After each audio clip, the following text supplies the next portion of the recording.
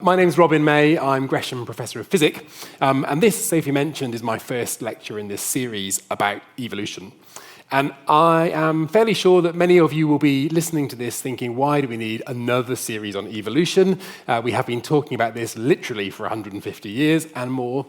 What can possibly be new? And the first thing to say by way of apology is that there is very little new I can teach you about evolution, I think. I'm not actually an evolutionary biologist, and I'm certainly not a historian. But what I hope I'm going to get across to you tonight and in the rest of this lecture is that evolution is not just about stuff from the past. It's about things that are very relevant to our everyday life and to our lives going forwards. And my central theme is that actually I think there are solutions to modern human problems for which evolutionary thinking can be incredibly powerful. And that even if you're someone who's completely uninterested in biology or fossils or things going extinct, actually a little bit of evolutionary biology might still be useful. But tonight, what I want to do really is sort of set the scene and talk a little bit about how we got here. Where did evolutionary ideas come from? Who were a few of the major thinkers there?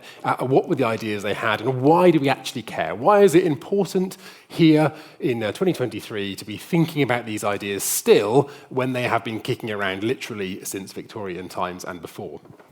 And there are literally thousands of excellent books, reviews, TV programs, all sorts of things out there that will tell you an awful lot about the big thinkers in evolutionary biology and their big ideas. And I'm in no way going to try and recapitulate that. So this is very much my personal take on some big thinkers and some big ideas. So forgive me if you think, gosh, what he's telling me I already know, or I would have picked a completely different set of people. But to start us off, what I'd like you to do is exercise your brains a little bit. And I have 3 questions for you. There is no test, and I won't give out a prize at the end, I'm afraid. But I'd like you to think a little bit about what you would pick in answer to these. So first of all, question 1. Here we have 4 individuals, a bearded white male, another bearded white male, an unbearded white male, and thank goodness a lady here on the end. Which of these thinkers do you think is most influential in our modern evolutionary thinking? So this is, for those of you who don't know, Charles Darwin on the left, Alfred Russel Wallace, Richard Owen, and here on the end, Beatrix Potter. Have a think, hold that thought. Question 2. Which of these organisms or entities do you think has been so important in our thinking about evolutionary biology? Is it the Galapagos finch? Is it this bacteria? This is E. coli, but it could be any bacteria. Is it a dictionary? This happens to be a Dutch one, but any language will do. Or is it this thing that we call sweet corn over here, or maize if you're in the US? Hold that thought too. And last question, and I promise I won't ask you any questions and I'll talk instead. Which of these topics do you think is most strongly influenced by our thinking about evolutionary biology? Is it the diversity of species, drug-resistant infections, food intolerance, or resistance to viral infections? So with those thoughts in mind, I'd like you to put out your hand if you thought A was the answer to all 3 of those. Not bad, actually. I was expecting a bigger room for it. I'm guessing most people actually secretly thought A, and you're just not daring to put your hand up, at least for some of those answers. Because the story we are told about evolution, and it's a correct story, is there was this revolutionary idea from this young man, Charles Darwin, who sailed around the world as part of the ship's crew on HMS Beagle. And this is the story that most of us learn at school. So in the top corner here, you have HMS Beagle, and those of you will be familiar with this story. The young Charles Darwin, who was essentially at a bit of a loose end, kind of slightly lost his way, tried medicine, decided he didn't like the sight of blood, quite reasonably, wasn't quite sure what to do, and was proposed as essentially captain's companion on HMS Beagle, because he seemed like a sort of decent chap to get stuck in the cabin with for a very long period of time. And off he set on this voyage, which ended up being many years around the world. And of course, we're all familiar with this idea that one of their stops on this journey were the Galapagos Islands off the coast of South America. And whilst there, he was pointed out by local people that they could identify the finches that he shot. No photography in those days. I'm afraid Charles Darwin's approach to biodiversity was if you see it, shoot it, and then take it home again. And they correctly pointed out they could identify the dead finches he had down to the island they came from, based simply on what they look like, the shape of their bill, the structure of their wings, so on and so forth. And Darwin had this remarkable idea based on that and many other ideas that what these birds were demonstrating was selection in response to the environment. So you had an evolutionary process going on and a diversification. That is the story, I think, that most of us learn. But actually, I think there are other dimensions here. And one of the things that's not celebrated enough, I think, is that Darwin's thinking on this was also influenced by many other species that are much closer to home. And in particular, he spent a lot of time thinking about pigeons. And in fact, in his later book, The Domestication of Livestock, he talks a lot about pigeons and doves and other livestock species, and how man has had this role in selecting those species. And what he was struck by when he looked in pigeon fanciers' pigeon lofts was just how much change a pigeon fancier could create in his animals in a very short period of time. Right? So you could breed pigeons that had particular coloration or flew faster or were fatter, and within a human lifetime, actually, you could get measurable change in those species. And I think one of the things that we tend not to think about today is that impact of that observation of human-driven evolution on what turned out to be natural evolutionary thinking. And one of the ideas that I think historians often wrestle with a little bit is how this idea landed into essentially Victorian society at the time. And one of the things that strikes me is that this was a pretty revolutionary idea, and it certainly was not without its opponents, people who argued it, but actually it had a relatively smooth ride as far as kind of heretical science ideas have. And by the end of Darwin's life, as you may know, I mean, he was a celebrated national hero. Most people had at least some sort of begrudging acceptance of evolutionary thinking. And I think there are two possibly reasons that contribute to that. And one of them that people very rarely comment on is that actually Charles Darwin was, by all accounts, even his enemies' accounts, a really decent chap. Right? He is someone who was a family man, who was very even-tempered, who was very tolerant, and he sort of argued his case quite quietly. And I think there's an interesting message here about delivering difficult ideas with a very measured response. And I wonder how much that's kind of making it difficult for people to say, this man here is the end of human civilization, and he's a kind of enemy of humanity, because when he's so patently not that. And the second point, I think, was one of timing. So evolutionary ideas had been circulating for quite a long time, actually, probably over 100 years. And indeed, Darwin's grandfather was one of the people who first sort of mooted this idea that maybe species change and some kind of process was shaping diversity. But it hadn't caught on, it hadn't kind of got the zeitgeist. And I think that one of the things that might have contributed to that was actually the enormous change happening in the world around people at this time. This is, of course, the moment when essentially Victorian innovation is striking and the Industrial Revolution is taking place. And so people were very struck by things like steam trains, this idea that we suddenly were able to transport over vast distances at great speeds. There was all sorts of innovation in pretty much every area of life, everything from printing books to public transport. And this idea that humans could somehow conquer the world with innovation. And so I think if you're in that environment, it's maybe not such a big step to think, well, if we can create all these things that even 20 or 30 years ago were unthought of, what might the magnitude of time be able to do with kind of all species? And therefore, this idea that evolution was driving diversity, I think, fitted this sort of innovative, forward-looking Victorian mindset. That's pretty wild speculation on my part, but because I'm giving the lecture, I can speculate, and in the questions, you can all complain about it. Okay, so Darwin sort of set this scene, and he launched this famous book, Origin of Species. I would point out that even when it was launched, this became a bestseller straight away, and heretical ideas very rarely do that. So that's another bit of evidence, I think, that people were ready for this as an idea. And the idea, as I hope you all know, but let's just recap, is one that is really quite simple, and it relies on two things. It relies on the fact that most organisms overproduce offspring. We produce more offspring than can be sustained by the environment, and therefore resource is limiting, point one. And point two, that process of reproduction is not an exact carbon copy. There is variation inherent in reproduction, and so what you're producing are diverse offspring. So here we have a little blue blob. The little blue blob reproduces and produces new blobs, which are largely kind of similar to that blob, but they're a little bit different. And what you see then is the environment that those offspring are born into will benefit some and be detrimental to others, and so not all of them will survive.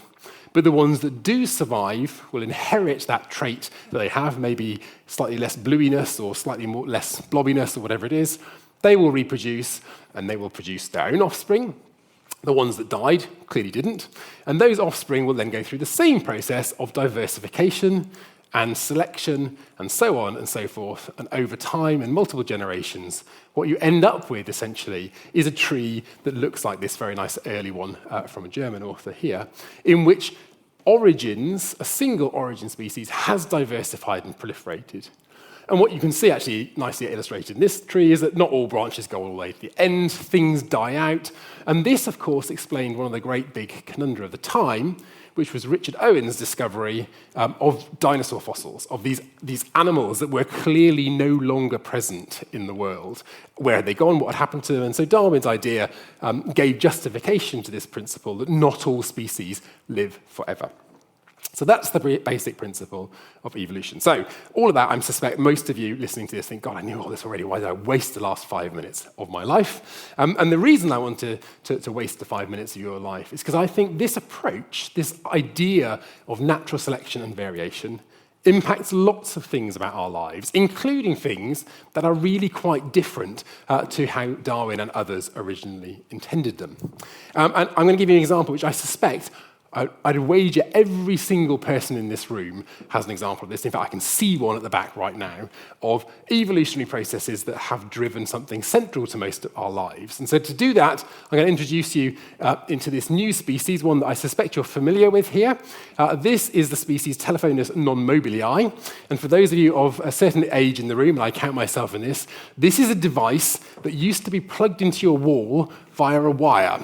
And it had a big disadvantage, which was that if someone phoned you and you picked it up, particularly if you're a teenager and it's your boyfriend or girlfriend phoning, you couldn't escape the family because you were plugged in at the other end and you had to sit in the lounge or under the stairs stuck on a wire.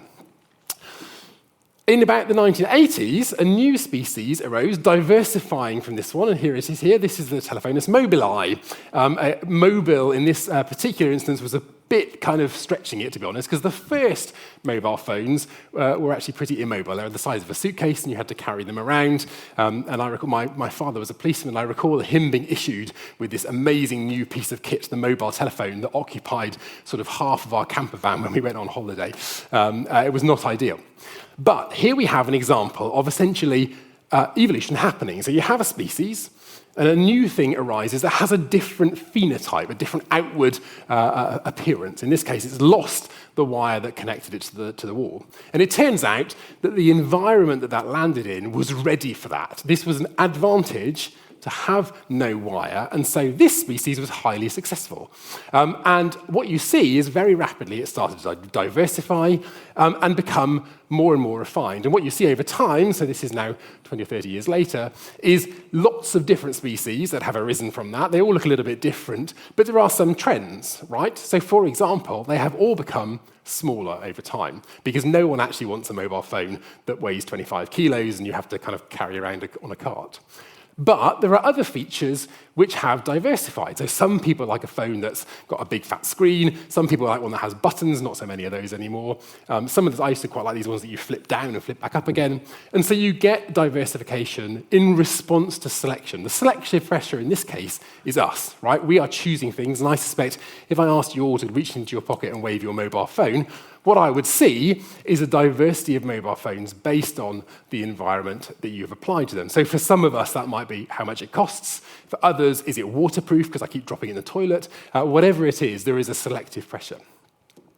And essentially, the reason I think this is important to note is that this is precisely the same process that has driven the evolution of Galapagos finches or bacteria or whatever else it is, except that we're applying it. And so I think there are lessons we can learn from evolutionary biology. If you're, for example, running a company and you've got a brand new innovation, you might want to think a little bit about this process of diversification and selection and how it's going to impact on your particular market. And we're going to come back to that later in the lecture, later in the series, for those of you who can stick it out to the end, and talk a little bit about why this might be important. So let's wind the clock back again, though. So we're not going to talk about mobile phones anymore. Let's talk about post-Darwin. So Darwin's had this great idea. It's sort of landed quite well. People are kind of interested. And what has happened immediately in this atmosphere of sort of Victorian innovation, and particularly of exploring the world, and I use exploring slightly in inverted commas here, because exploring in Victorian times also, of course, meant quite often invading places. But nonetheless, Victorian England, essentially, has opened its eyes to the world, and they have seen diversity everywhere, including in humans. And so people started to ask the reasonable question, does evolution also apply to humans? And actually, it's interesting to note that Darwin really shied away from this. And famously in his book, he says almost nothing about the evolution of humans, other than this slightly cryptic sentence saying, in time, light will be shed on the problem of where humans came from, and just leaves it there, which is kind of the ultimate cliffhanger for a sort of box set series, isn't it? But he left. He didn't want to answer the question. But the same was not true of others. And in particular, this chap, this is Francis Galton. This is Darwin's cousin, actually, half-cousin. And Galton is someone who picked up this idea, particularly as it pertains to humans. And the story is that he was struck by this when he was going to agricultural fairs and looking around and noting the diversity of animals, for example, on display, and also the diversity of humans, and started to think, these things are not that different, actually.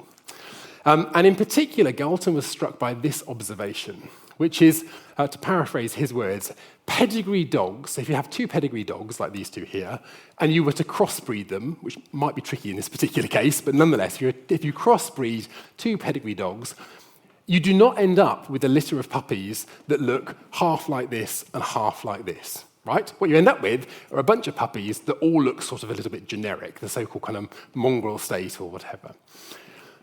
And what Galton thought this was the re-emergence of what he called ancestral characteristics. So his thinking was, through breeding, what we've done is we've got rid of all these kind of old characters, but they're still there somewhere. And then when you cross things, they bubble back up, and what you look like is more like your ancestral state. So in this case, more like a wolf and less like a Chihuahua or a Great Dane. So that in its own was quite interesting. But what Galton realized was, well, maybe this may also apply to humans.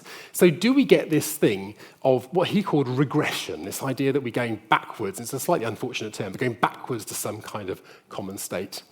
And to answer that question, he did, which was actually a really revolutionary thing, the first human study in which he issued questionnaires to people. So he had a brilliant idea. He thought, we could just get data by asking people. So he went out and he asked people to fill in forms, in this case about their height. And he said, I want to know your height, your husband or wife's height, and the height of your adult children, if you have adult children. And what he showed in a slightly complicated way here is something quite interesting. So here, what we're looking at on the top axis here is the mean height, the average height of the two parents. Okay, and it's in inches, because bear with me. And on the going upwards on the vertical axis, you've got the mean height of the adult children. And what he shows is something quite interesting, that if you are two very tall people, so up here in the top corner, you don't have children who are very, very tall just like you. And if you're very, very short, you don't typically have children who are very, very short. What you have, on average, are children who are average. Okay? There is a slight bias, and you might be able to see this line going through here. So if you're two very tall people, your kids might well be slightly taller than average, but they're not necessarily going to be as tall as you. So if you're 6'6" and married to someone who's also 6'6", it's very unlikely your children will be 6'6", although they might be, say, 6 foot. And so he realized that this was the same as those dog examples. What's happening here is that there's not direct inheritance. There is some bias towards something, but there is this process that he called regression to the mean. In other words, on average, stuff goes back to some kind of average place. And that had a very important impact, because he realized there were two things here. First of all, that it doesn't matter how extreme populations are, they tend to come back to some midpoint. And second of all, he realized the importance of a lot of sampling to do this. If you pick one person, imagine we pick this person down here, you might come up with a model that is completely incorrect. What you need to do is to sample a lot of people to come up with a suitable answer. And this is a process that we understand as normalization. You can see it graphically mapped out here. So this is quantifying something, doesn't really matter what it is, by picking things and quantifying bit by bit. And what you see on this loop of a video is that when you start off, you end up with a pattern that's really not very accurate at all. But the more times you sample, the better and better you get. And when you do that, what you end up with ultimately, if you sample enough times, is something that looks like this. And this is what we now know of as a normal distribution. And a normal distribution is really important in biology because many, many biological characteristics follow this pattern. So if this was height, for example, what you see, right, is that there are some very short people and some very tall people, but most people are somewhere in the middle. Weight is the same, eye color is the same, all sorts of things are the same where you have this graded variation. And so what Galton realized really was that this was true also of inheritance, but to see it, you needed to do a lot of sampling. And so he went out and did lots and lots of sampling of humans. And actually, he made really, really profound and important advances in evolutionary thinking. Unfortunately for Galton, I think if he'd stopped there, we would all be standing here saying, what a fantastic chap, just like Darwin, brilliant ideas. But unfortunately, Galton was not like that. And he went further, much, much further. And what he decided was that humans vary, and there's some inheritance here, and so let's put this to work. And in his ideas, it's put this to work for the improvement of the human race. And so Galton, unfortunately, is the person who came up with this term, eugenics, and he proposed this idea that you could improve the human race essentially by breeding out stuff that he viewed as undesirable. And it's really important to note that in Galton's world, optimum, the best possible human race, was, surprisingly enough, white, middle class, in fact, upper middle class, slightly aristocratic, preferably English, all the things that he was. And he launched a society called the Eugenics Society, and in doing so, essentially, set the scene for really many of the major, disasters and biological crimes of the next 100 years. I think one of the things that really strikes me here is that the premise here is actually not bad. So this is a later poster from the Eugenics Society, which has this slogan: "Live, love, and marry wisely." All three of which I think most of us would agree with are not bad ideas. This bottom bit is the bit that is very bothersome, and I think it's particularly challenging on 2 points. So Galton is wrong, and he's wrong, deeply wrong, for 2 reasons. First of all, he's wrong as a concept, right? Culturally, this is a deeply unsettling and unpleasant idea. But he's also wrong scientifically. And I think the most interesting thing about Galton was, for someone who was a great observer of the world, he failed dismally to observe in his own data that this is not true.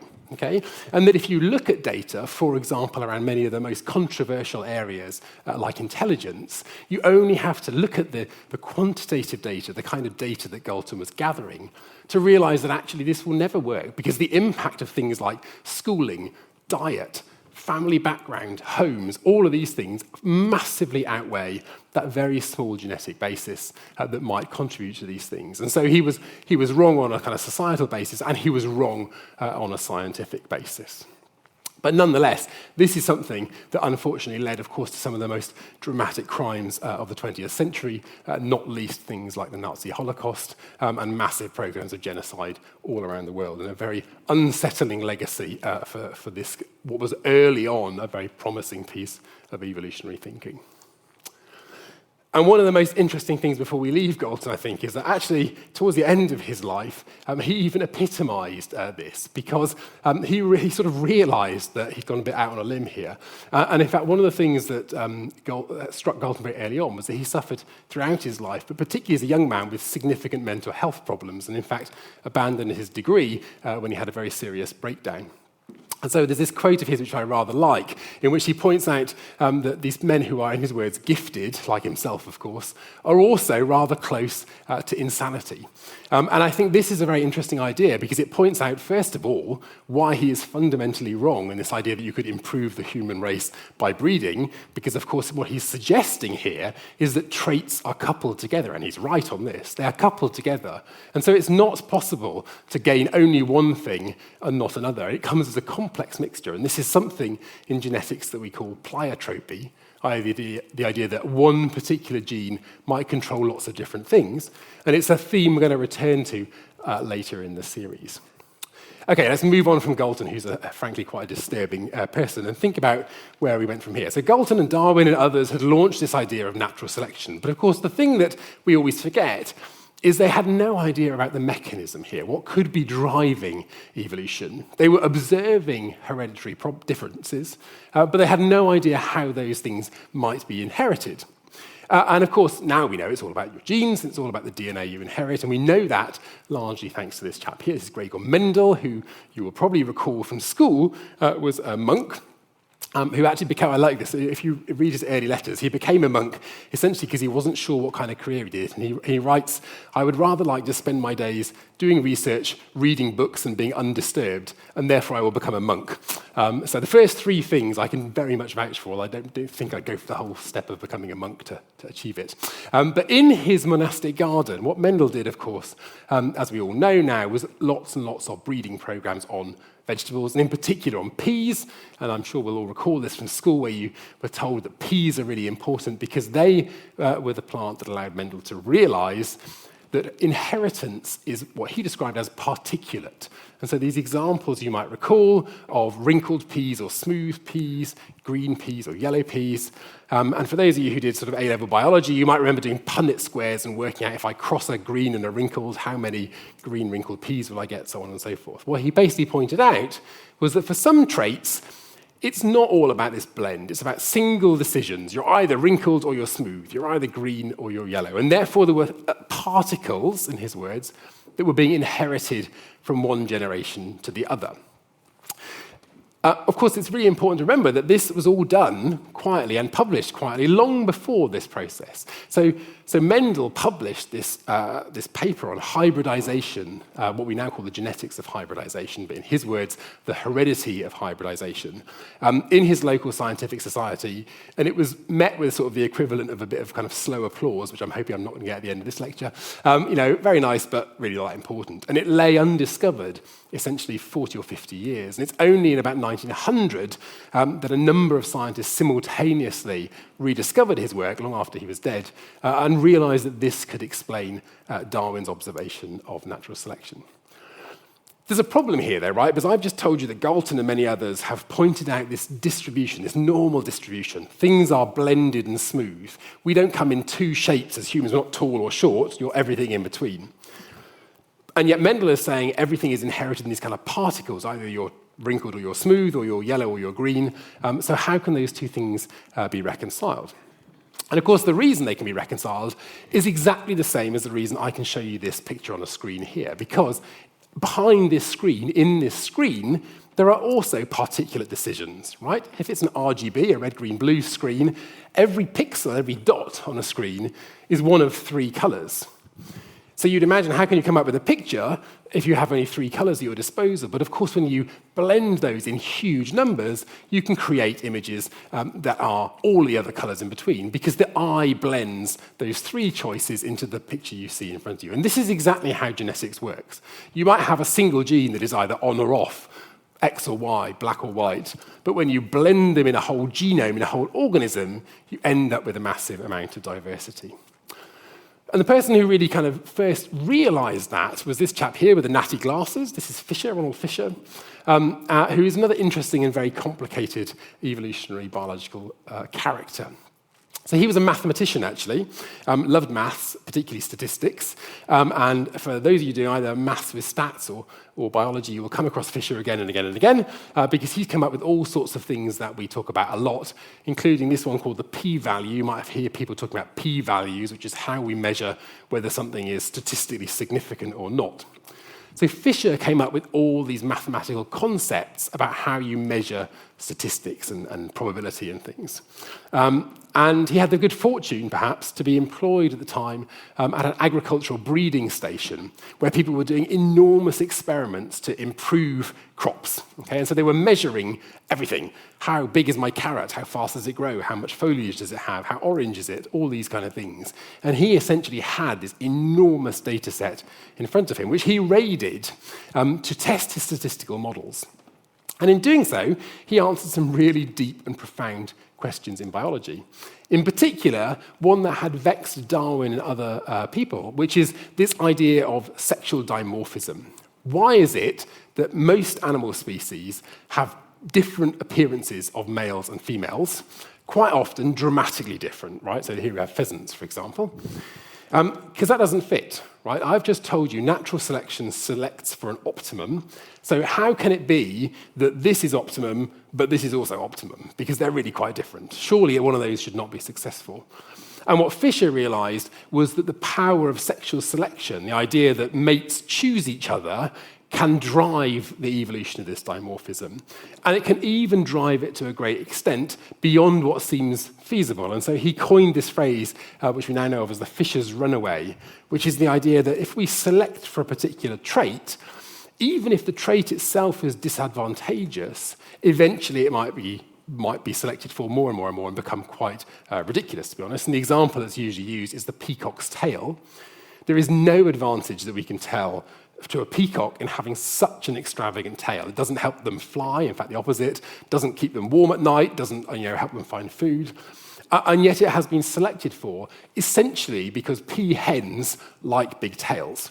And so over time, every generation gets a slightly bigger tail, and you end up with these enormous tails. And that is part of the reason for that is that it is signaling the fitness of that peacock. So the tail itself is rubbish, but what the tail says is, I am such a fit and fantastic peacock specimen because I can cope with this tail, so you definitely have to mate with me because my genes are amazing. And so this idea of Fisher's runaway has taken off, really. And that's turned out to be very, very influential. And in a later lecture in the series, we're going to think a little bit about what that might mean for us as humans. But Fisher, unfortunately, is also a very dubious character. He had all these brilliant ideas, many of which have shaped statistical thinking in biology for 100 years. But like many other evolutionary biologists at the time, he subscribed to this idea that we might be able to improve humans through a similar process. But perhaps even more famously, or infamously, I should say, Fisher is remembered today not just as a genius statistician, but as an example of someone who can get it so dramatically wrong, because in his later years, he was one of the most prominent people to argue that smoking was not the cause of lung cancer, despite an overwhelming body of evidence. And in fact, for years and years and years, we used to be rolled out kind of on the radio to say, no, this is all rubbish, being made up by other people, and actually set back the cause, I think, of public health gains quite significantly by being someone both prominent and respected and deeply wrong. So there we go. Just goes to show you can be brilliant in 50 years and still get it horribly wrong at the end. Okay, so we're going to move the clock on. So we've done all this early evolutionary biology. The question now, really, in the sort of 1950s in particular, started to be, well, we've kind of worked at the basics. We've done some stuff around height and weight and other characteristics. But what about behaviors? Is it possible that evolution might also shape behaviors of animals? And of course, the answer to that is yes, but it would prove quite tricky to demonstrate this, and particularly around some of the complex behaviors that animals exhibit. And many people contributed to this idea of evolutionary behavior, but the person I really want to flag towards the end of this lecture is this person here. This is William Hamilton. And Bill Hamilton was another mathematician. You'll notice there's a common theme here of mathematicians driving evolutionary biology. And Hamilton is best remembered today for a very simple equation, and there's this statistic, right, that every time you show an equation in a book sales drop by 50%. So I'm about to test whether the same applies for an audience, because if half of you leave now when I do this, then I'll know that it's also true. Good, it's not true. So Hamilton posited this equation, which has become known as Hamilton's rule. And he was asking the question of, why is it, if we look out in the world around us, lots of other animals, not just humans, animals do stuff that seems altruistic, seems non-beneficial, okay? You might have seen examples, for example, of female birds trying to lure a predator away from their nest at risk to themselves. So why do we do things that might be costly for ourselves, might even kill ourselves? So why is this cost of a behavior apparent? And what Hamilton realized was that if a costly behavior has a benefit to another organism, that's completely irrelevant unless you're related to that organism. In which case, if the overall benefit to your relatives is greater than the cost to yourself, then actually it's worth doing that behavior. It's worth evolution selecting for it. So what he said was, for a behavior to evolve, the cost of that behavior, C, has to be less than the benefit of that behavior times by the relatedness of the person who's benefiting. So, if you're a bird on a nest and there's a predator coming your way, all of those eggs in that nest are yours, so it's worth you disappearing off and trying to lure the predator away, even though you might die, because the overall benefit to your nest is important. And that turns out to have been a really influential idea in lots of areas of biology, but in particular in this idea of altruism in groups. So here we have, for example, mutual grooming. That's a relatively easy one to explain, okay? Because mutual grooming, generally speaking, if you groom somebody else, they might come back and groom you. So there's a direct benefit here. Much harder to explain when you think about things like social insects, like honeybees. So bees, as you might know, when they sting somebody, they will die. The sting rips out and the bee dies. So that is there's a huge cost to that. The bee is dead. And yet bees, as we all know, still sting to defend their hive. So why would that behavior evolve? And it turns out there's a very neat trick here that we can demonstrate, because this is all about the relatedness of organisms. So for all of us in this room, and indeed for most animals, we have a reproductive system that looks a little bit like this. So if you're a dad and mum, we are diploid organisms. We have two copies of every gene, essentially, one that you've inherited from your mum and one from your dad. And if you have kids with somebody else, those kids, on average, will pick up half of your genes and half of your partner's genes. So imagine you have 4 children, randomly interspersed. Each of those children will have, if you're a dad, like me, will either have your dark blue chromosome or your light blue chromosome, and the same thing from your mum. Which means that for all of us who have kids, assuming they're actually yours, then you are essentially 50% related to your children. Okay? Your children themselves are, on average, 25% related to each other. Okay? Makes sense so far? Somebody nod. Yes, good, very good. Okay, so this is quite straightforward. So for a human, for example, doing a behavior that might lead you to die is worth doing if you've got 4 children. Not so worth doing if you don't, or equally worth doing if you have 3 children. If you have only 1 child, actually, statistically speaking, not worth dying to save your 1 child. If you have 2, it's just about breaks even. Okay? But what turns out, so that sort of makes sense for humans, but it's much more complicated to understand for honeybees. Why would a honeybee die for the whole hive? And it turns out the reason for that is an interesting quirk of the genetic system of these social insects. It holds true for honeybees, also for ants, for example. So honeybees, as you know, I hope, have a queen. They have a colony with a queen, right?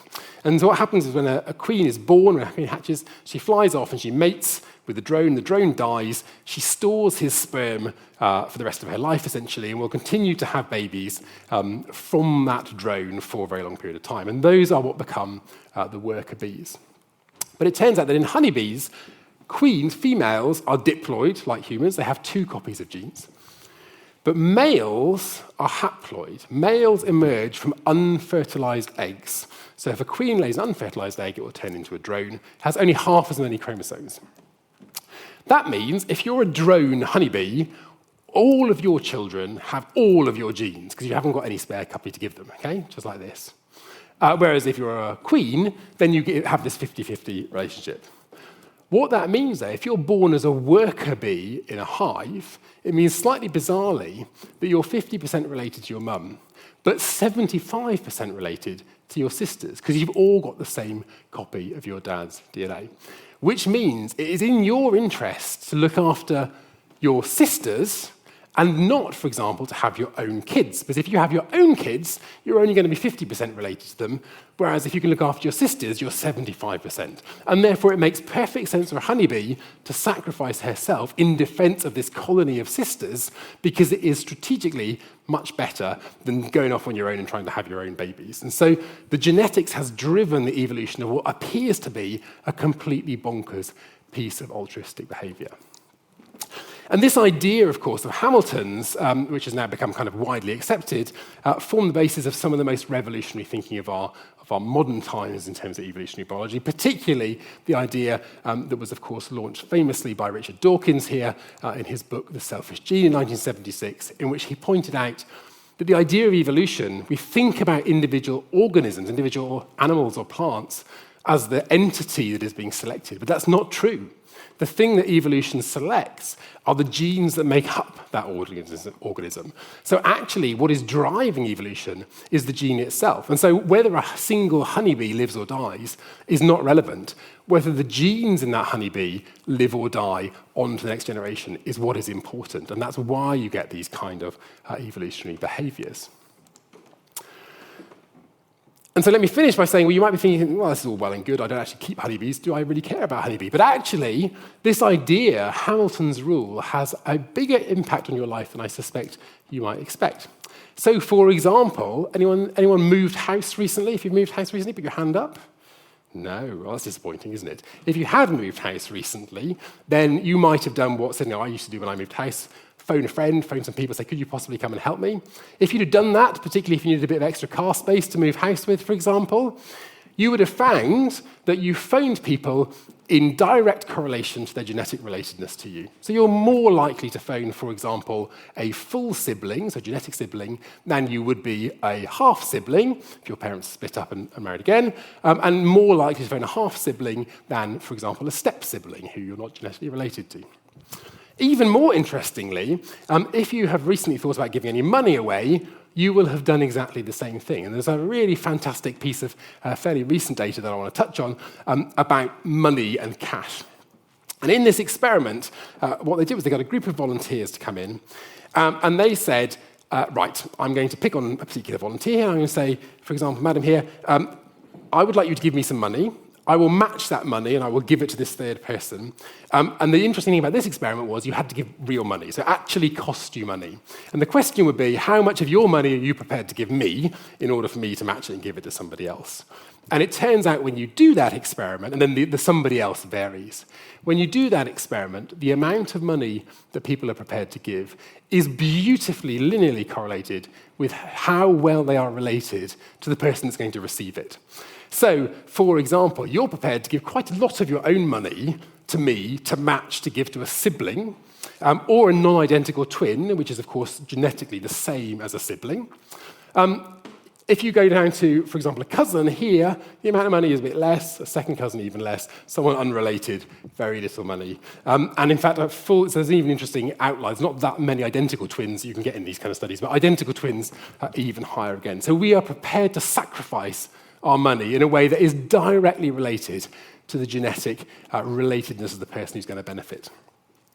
The most interesting twist on this, though, is that this is real, right? This actually cost you money, and when you left the trial, you had less money than you went in with. So there's a real cost. You can do the same experiment, and you can say, okay, now we're going to do not money, we're going to do something really quite important and maybe life-threatening, like a kidney. I'd like you to donate a kidney to somebody else, and you might die because surgery is not without risk. How prepared are you to risk death for this other person? And what you see is that the curve is exactly the same, except for one thing. So here is the linear, and you can see beautifully, we're more likely to donate a kidney to a sibling than we are a cousin, than we are a second cousin, than we are someone unrelated. So we follow the same trend. But what you notice here is that we basically have this massive overestimation. We all think we're much more generous than we are. We say, oh yeah, I definitely give my kidney to my cousin, because this isn't real, right? And when you actually do it for real, unfortunately, all these buttons drop back down much lower here. So we overestimate our altruism, our charitable status, until you make someone really do it, and then you go right back down to the actual biological prediction of just how much risk they're prepared to take for a cousin or a sibling or whatever. So I'm going to kind of finish there, but before I do, I want to just reassure any of you in the audience thinking, this is so depressing. If you're sitting there thinking, but I'm the person who does, well, maybe not give you a kidney, but I'm the person who would definitely give 50 quid to someone I'd never met because they look like a good cause. I am the altruist out there who genuinely would not favour the people I'm related to. And if you're thinking like that, the good news is all is not lost for you evolutionarily. Because genuine altruism, and this, for those historians amongst you, this is Walter Raleigh allegedly putting his cloak down for Queen Elizabeth I, very altruistic. But just like Walter Raleigh knew, the reason for genuine altruism is not actually altruistic. And the reason for genuine altruism is because genuine altruists do a lot better in scoring partners. And in fact, you can measure that. So if you measure high or low levels of altruism, and this is measuring here overall reproductive success. So in other words, how many kids have you had over your lifespan? And it turns out that genuine altruists have more kids than people who are not very altruistic because they have better, stable, long-term partnerships. And that all sounds lovely and rosy, but just to depress you slightly on my final piece of data here, if you do this not for lifelong relationships, but for one-night stands, It turns out, slightly depressingly, that women are just as well behaved. They choose altruists. Men in the red line just don't care at all. They'll have a one-night stand with anyone, whether you're an altruist or not. So you need to bear this in mind, depending on your plans for a Friday night. Let me finish there. Thank you very much. I'm very happy to take any questions.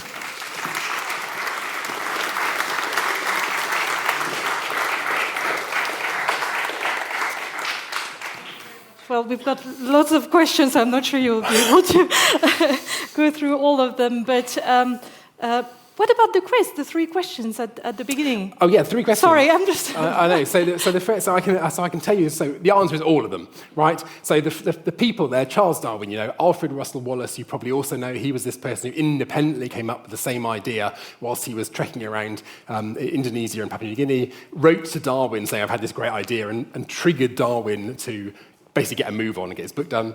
Richard Owen was the third one on the slide. He was the person who coined the word dinosaur. Another very dubious, infamous character because he did all this pioneering work around dinosaurs, but he was basically a really arrogant, unpleasant person and deeply disliked Darwin, who kind of leapt onto the scene and got hero worship and did everything possible to discredit him, and basically is not very nice. He has, of course, left a lasting legacy because it's his museum in South Kensington, which is now a Natural History Museum. And the fourth one, Beatrix Potter. Anyone know why Beatrix Potter might have influenced evolutionary thinking? Sorry? Creativity. Well, she was very creative, and she was also a really observant naturalist. And she is one of the first people to look at lichen, these crunchy things that live on gravestones and trees and stuff. Although she was actually incorrect in her direct thinking, but she realized that these structures were actually symbioses between 2 organisms, between bacteria or an algae and a fungus, and wrote a number of letters on this and many other subjects that sort of really brought this kind of complexity of biology and evolutionary thinking to the common person. So yeah, an unknown, as well as writing Peter Rabbit, which is just brilliant, she also had a big impact on evolutionary biology. And for the rest, you'll have to come back to the rest of the series to find out. Do we know actually if there was any differences between Wallace and Darwin's theory, evolutionary theory? That's quite interesting. If they were working at the same time and one was pushing the other to publish his work, so we might assume they were pretty close, or... Yeah, they were. So the ideas of Wallace and Darwin were very similar. I mean, obviously, the species they're talking about are quite different, because one was in Galapagos in South America and the other one over in the Pacific. But I guess what was very interesting about that correspondence was that both of them were kind of corresponding or coming up with these ideas that were not fully formed. And so then you kind of got this synthesis. And, really to his credit, I think, Darwin, he could have basically buried Wallace, right? Wallace was over in a kind of malaria-induced haze, thousands of miles away. He could have said, I've had this idea, burn that letter, I'm going to publish it. But he didn't. He fully credited Wallace, and the 2 of them kind of went hand in hand for that. I think that's a really nice example of how science should be, sort of proper teamwork. Good. We've got actually a question about someone who wrote, I think before Darwin, Charles Darwin. Sorry, let me find that question. Could you please explain the difference between Lamarckism and Darwinism, and where does Lamarckism stand today in modern evolutionary theory? That's a very good question. So Lamarckism, for people who don't know, is this idea that, promoted by Lamarck, hence the name, the idea is that diversification happens within a lifetime rather than because of selection. So the idea, and the example that's usually used is the giraffe's neck. So the idea is, if I'm a giraffe and there's a tree that's a bit of outreach, I can stretch my neck, just about reach the leaf, and then in my offspring, they're going to be born with a slightly longer neck because I stretched, and then when they have to get a leaf, they're going to stretch as well. And over time, you get this kind of almost promoted kind of change in phenotype. Now, for many, many years, Lamarckism was essentially completely discredited. This is absolute rubbish. And largely speaking, it was rubbish, because we know, of course, that that's not true. For example, if you're a carpenter, doesn't mean that your kids are going to spontaneously be, really have bigger muscles for cutting wood or something. But there is an interesting twist, because in the last sort of 20 years, we've come to learn about epigenetics, this idea that you inherit your DNA, your genes, for example. But there are things that modify the behavior of those genes, and in some cases they can be inherited. And the best piece of data on that is during the Second World War, when you had in the Netherlands this thing called the Hongerwinter, so this starvation period in which the population under control by the German army, essentially, were very, very calorie depleted. Many of those women were pregnant at the time. They had smaller babies. You might expect that because they were malnourished. But the babies of their babies, their grandchildren, are also smaller than average. So there is some kind of inherited impact of that external environment on those people. And we now believe that to be due to epigenetics, this idea that your DNA is modified by things. And that is a sort of Lamarckism. So there is a kind of resurgence of that idea, not in terms of all of evolution, but for some specific examples where he wasn't entirely wrong.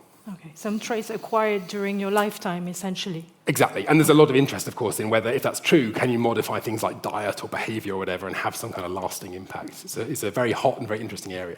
Okay. We'll take perhaps a question from the audience. Yes, the lady here. Sorry, can we have... There's a microphone running in from the back. So we can hear you for people online. Thank you. Yes, thank you. More or less where you finished. I've been looking after my granddaughter today, and she's a lovely little baby. She's not as related to me as my brother or my sister, but I sort of feel, because she's a lovely little baby with these eyes that look at you, and she's so, that I would be more inclined to... I hope my brother and sister not listen to this. To give her a kidney, even though she's not as related. So is altruism influenced by things like that, as well as how related you are to people? I love the idea. At this moment, there's a brother and sister. They go, what? So you're absolutely right. So there's a couple of things going on there. So I think in terms of grandchildren, so there is a genetic relatedness, as you say, about brothers and sisters, but there is also a long-term genetic inheritance question. So a grandchild with their whole life in front of them might go on to have 25 great-grandchildren, and so there is a potential genetic there. Someone who may be no longer reproductive, for example, is essentially, they've done their genetic composition, so there's not much more you can influence there. That's part of it. There's also a second interesting issue, which is that it looks like evolution has shaped babies in particular to plug into behavioural things. So for instance, you mentioned about the eyes, for example. So babies have quite big eyes, right? And so we are programmed to want to kind of look after stuff with big eyes, like babies. And actually, this has been very interestingly exploited by Disney. So if you've ever seen a Disney cartoon, the cute, lovely characters, Mickey Mouse, they have really big eyes, because we go, oh, they're really cute. The baddies always have little tiny squinty eyes. And the thinking is that is triggering this very deep behavioural response that we want to kind of look after these, big-eyed babies. So yes, there is definitely something there. And of course, we are humans for a good reason. We do all sorts of things which are not very genetically related, and I think that's a good example of one. Well, that's a question is also, has to do with climate change, and it's also a moral question, ethics. If extinction is a natural and normal process, is it right that we as scientists are interfering and trying to prevent species from becoming extinct? Oh, that's a nice laden question, isn't it? Okay, so what's my view on that? So I think the key point there is that we are overwhelmingly the cause of extinction of almost all of those species. So on the one hand, you could argue we're part of the natural world, we're a natural selective process. If you don't fit with humanity's goals, then you go extinct, bad luck, that's natural selection, which is sort of true. I don't think, certainly I would not subscribe to that view, and I think most people probably don't think it's a good idea that, cute panda bears go extinct because they're not very compatible with humans, whereas rats, for example, they're pretty successful. So I think there's an element about what is human. There is a second question there, I guess, which is if something is completely unrelated to human behaviour, should you intervene or not? And I think that is a much more tricky question. One example there, for example, might be in terms of island ecology. You might have an island which has a unique species on it. What about if some predator washes up, not from a human boat, but spontaneously? Should you intervene to protect that species? And that becomes a very deep and challenging ethical question. And you can apply that right through, indeed, up until things like domestic livestock or pets. So there's a big debate, for example, at the moment about livestock breeds, right? So people don't like livestock breeds to go extinct, but there are some livestock breeds which are uneconomical. There are many that have significant welfare problems. So actually, is it reasonable to retain a livestock breed that has a welfare problem just because we think it's nice to have diversity? So yeah, no easy answers to that one, I'm afraid. Great. Hi. Yeah, thanks so much. So question, going back to your slides with the mobile phones, it was started off as immobilis and then went over. It seems to me that there's the tech, I mean, going to a biological with the species is quite a big jump, going from something which is wired to completely unwired. And it seems to me that when I learned it at school, the argument was that each intermediate step, each generation, had a small selective advantage over the previous, and then it was selected for. But there are certain things which would require a huge amount of evolution before they're actually going to be useful. So, for example, like the wing of a bird is going to be a huge disadvantage until it can actually fly, or an eggshell would have to be sufficiently hard before it's, So I guess my question is, so how do you square that circle? That's a great question. Thank you very much. Yes, I think there are two parts to that. So the first part is that really we know that on average, most evolutionary change is very incremental and very slow, but not always. So you can have these dramatic changes, and perhaps one of the best examples is multicellularity. So being a single-celled organism to becoming a multicellular organism feels like it should be incredibly complicated, and yet you can select single-cell yeast, for example, within a very small number of generations, you will find, if you make the conditions right, you will find yeast that grow as multicellular colonies. And so you can get that quite big change if the conditions are right. So I don't think we should rule out that big change is possible in some circumstances. The second point about how these complex things evolve is a really good one. And actually Darwin himself, wrote about this challenge of the eye. How can an eye be how can you possibly have got to this really complex organism called the eye from having those eyes at all? Because everything in between seems rubbish. But actually, of course, now we know that's not true. So, for example, there are microscopic plankton that have photosensitive cells. They respond to light or no light. They can't form an image. They can't do any of those kind of things. But it's a first step on a way towards forming an eye. And I think actually you mentioned bird wings, and there's quite an active debate about the evolution of bird wings, but one of the suggestions, for example, is that bird wings might have been helpful either in thermoregulation, so to keep warm possibly, or in breaking falls. So if you were a climbing lizard, for example, and you kept falling out of trees, having something that just buffered the fall slightly, even if you can't fly, might still have been selected. And so I think for most of these apparently highly unlikely changes, you can actually work back and see where it might have come from. I mean, the caveat, of course, is we will never probably know, because we can't run the clock backwards and work that out. But I think I have yet to come across an example of something so profound that I can't imagine a way that it might have evolved in incremental steps. Going back to the gentleman mentioned the tech, so I have a tech question actually from someone asking, is there any possible use of evolutionary theory in developing AI algorithms? Well, that's a very nice one, yes, because AI, of course, in principle, runs exactly like that. Mm-hmm. So, this idea that it's iterating on an enormous scale idea. So for those of you who use ChatGPT, this idea that you ask a question, what it's doing is it's testing out. So if I ask it, our Gresham audience members, a lovely bunch of people, it will test all these ideas in massive time and come up with a piece of text that is based on the most plausible process. So yeah, I think there's absolutely huge opportunities there for using that evolutionary theory to kind of come up with optimal ideas and actually maybe avoiding disasters in advance. So, less so for AI, but maybe for hardware, you might be able to do a lot of evolutionary testing and failing before you put it onto the market and then realize that everyone wanted a phone that does something you didn't design in, for example. Hi, so thank you for the question.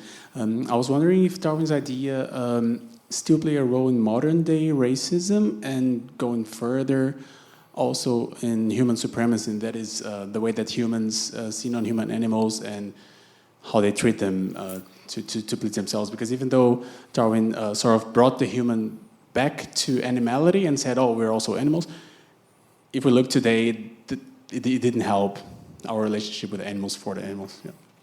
Yeah. So that's something that people wrestle with a lot. And I think in terms of supremacy, this idea of human supremacy, I mean, certainly early evolutionary thinkers, and Darwin actually didn't really himself comment on this, but many other people at the time essentially had this pyramidal idea of evolution, that, there are all these diverse lower organisms, and the pinnacle of evolution was humans. actually the science is precisely the reverse, right? If you're looking at a pyramid, it's the other way around. Early species were pretty undiverse, and over millennia we've become more and more diverse. So we're just one branch of all these other branches. You can argue that we're very optimal for our lifestyle, but if you put us at the bottom of the ocean, we're pretty rubbish. I'd take my chances on an octopus over a human any day. So it's all about the kind of environment you see yourself in. So this idea of being perfect for the world you're in is clearly completely wrong. I think the legacy in terms of so-called scientific racism is deeply disturbing. Darwin himself, there's no evidence he had any of his ideas supported them in any way. But you're right, the idea seeds a kind of environment into which people can have these, deeply disturbing and ultimately enormously disastrous for the world kind of ideas. I guess the argument against that is that this is true for almost all scientific ideas, I think. Splitting the atom was a terrific piece of physics. It's led to lots and lots of power. It's also led to atom bombs. And so I think there is this problem that almost any new idea, AI you mentioned, there's lots and lots of stuff out there right now. AI can do fantastic things, diagnose your illness, help drive our cars. It can probably also do some pretty disastrous things. And so I think these ideas, it's about what we do with them and how we manage them as a population, rather than somehow not having the idea in the first place. Well, thank you very much, Professor May, for this wonderful lecture. Thank Thanks you. a lot. Thank you.